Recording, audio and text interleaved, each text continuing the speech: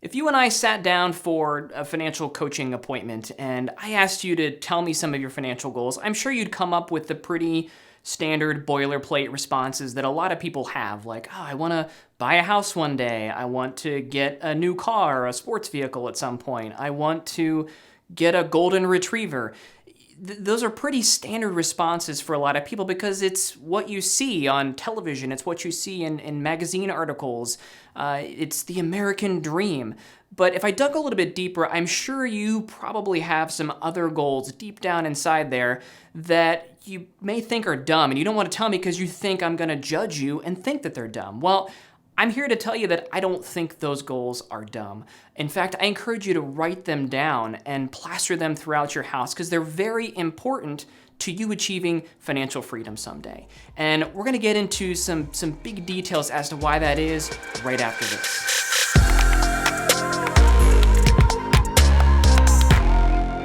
Hey there, I'm Adam Hagerman, your financial coach, and if you're saying things like, with my income, I shouldn't feel this stressed about money, then you're in the right place. This channel is all about helping you better understand your money so you can use it as a tool to help you achieve financial freedom. And today, we're talking about D.U.M.B financial goals. And as you may have guessed already, D.U.M.B is actually an acronym, and it stands for Dream-Driven, Uplifting, Method-Friendly, and behavior-driven goals. So they're not dumb goals at all. In fact, your definition of financial freedom is actually a dumb financial goal. And we need to take some of those goals that you have created already, or at least have written down. Now, in the previous video, we talked about setting SMART financial goals, and if you need a little refresher on that, there's a link to it right up here. You can kind of visit that after this video. But after taking some of those more concrete, short-term, pretty achievable financial goals, turning them into SMART financial goals, you really need to start thinking about some of these D.U.M.B or dream-driven types of financial goals that you have. Now, when it comes to these D.U.M.B goals, the sky's the limit. I want you to create all kinds of goals that kind of fit this criteria. And I've already said that the U in this acronym stands for uplifting, but I also want you to kind of supplement the word unique in there as well. So make these goals unique to you. Try not to get wrapped into the traditional, sports cars, mansions, caviar dream types of these dream goals that are out there in the world today.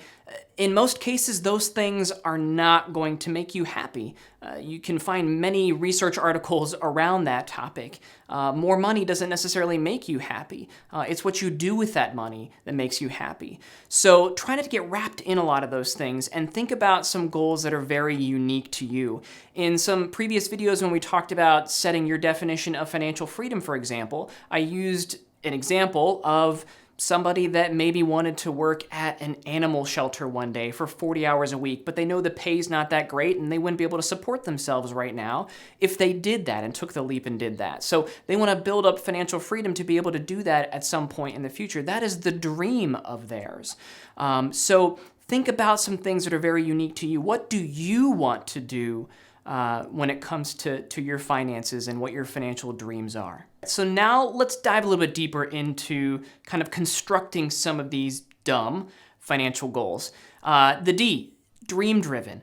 Your definition of financial freedom. What would I do if money wasn't an issue? That may seem very dreamy right now. You're going to look at that and you're going to go, I can't do that. I cannot do that right now. But that's the point of it. It is a dream. It is what you want to get to at some point in the future. And if you have that goal written down somewhere, you're going to constantly try to achieve it. And I know you can achieve it if you write it down and consistently work towards it. And again, it seems like a dream. And you may not completely accomplish it by the set time period that you might have for it in the future, but if you're trying to achieve it throughout your lifetime, you're going to accomplish a lot more than just at the moment today saying, you know what, I'm never going to achieve that. I just give up, and you just kind of continue on in the financial path that you've been on so far. But if you write it down and you work towards it, even if you don't completely achieve it, you're going to be way more ahead financially than you were if you didn't write that goal down and try to achieve it. So take some of your other financial goals too. It's not just the financial freedom definition. You're probably gonna have some other goals too that seem like dreams right now. Maybe you wanna save for your kid's college education. That might be a dream, but you've gotta take care of some debt first. You still wanna write it down, put it someplace so that you can review it periodically and say, that is a big goal of mine. I gotta take care of these smaller things first. Let me get back to those and attack those things. Now to the U, or uplifting. How is this goal that you're creating gonna lift you up? How's it gonna lift up others? So if we go back to that example of wanting to work at an animal shelter 40 hours a week at some point in the future, that's your definition of financial freedom.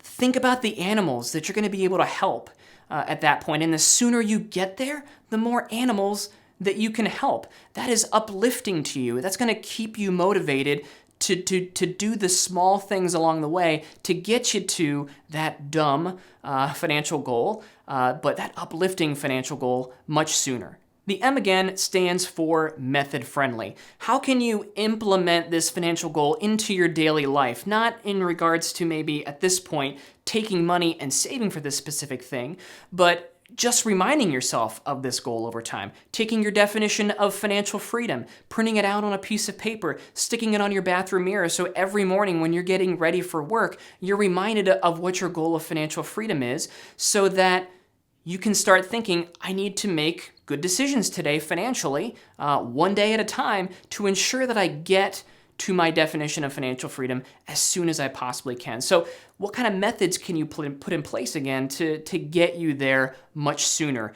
What kind of unique things can you do on a daily basis to remind yourself consistently of those goals that you've created? Finally, the B again stands for behavior driven.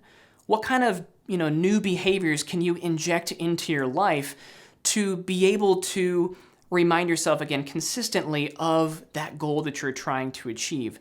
So back to our example of working at an animal shelter full time at some point in the future, your definition in this example of financial freedom. Remember, you can't work 40 hours a week there yet. You can't quit your job that you don't necessarily like to go out and do that, but maybe you can volunteer just 1 hour a week at your local animal shelter, which I assume that they would be very happy to have you come in and volunteer, just to pet the animals or whatever. Maybe you can just find that hour, and I know you can find that hour, but you take that hour and you just inject that into your life. It's a new behavior that you're creating on this weekly basis so that you can slowly work your way towards, hey, I have the ability now financially to work there full time. I've achieved my definition of financial freedom, and I'm gonna do it. And as I've been talking here, I've already kind of showed you a little bit too about taking some of these bigger dream-driven goals and breaking them down into some of those SMART financial goals that we've already talked about, those specific, measurable, achievable, relevant, and time-bound goals. So that big goal of working at an animal shelter at some point in the future, maybe you take out small pieces here and there from that big goal, turning them into smaller goals. So you might take a smaller goal right now and you say, I want to volunteer at an animal shelter for 1 hour a week, unpaid. That is the smaller goal that you take out of that to start, injecting those behavior-driven types of methods into, your daily, weekly, monthly life. So start taking some of those bigger goals, breaking them down into smaller ones to keep moving towards achieving those bigger, dream-driven goals at some point in the future. So here's my question to you. What kind of goals do you have that you would consider to be dumb? Ones that are very personal and uplifting to you, but may sound dumb to somebody else. As I've already said, I don't consider them to be dumb, so if you're comfortable with it, certainly go down to the comments section and share with everybody else. If you're not comfortable with that, you can certainly go to my website, find my email. I'd be happy to hear from you as to what those dumb goals that you have are. Send me an email. I check my email quite often, so send me those goals that you have. I'd love to take a look at them. And if you're ready to continue moving on, learning a little bit more about personal finance, YouTube thinks that you'll like this video right over here. If you're new to the channel, make sure you click on the circle down here to subscribe. Get yourself some updated weekly videos on personal finance. And as always, remember that you deserve financial freedom. Take care of your money so it can take care of you later. See you next time.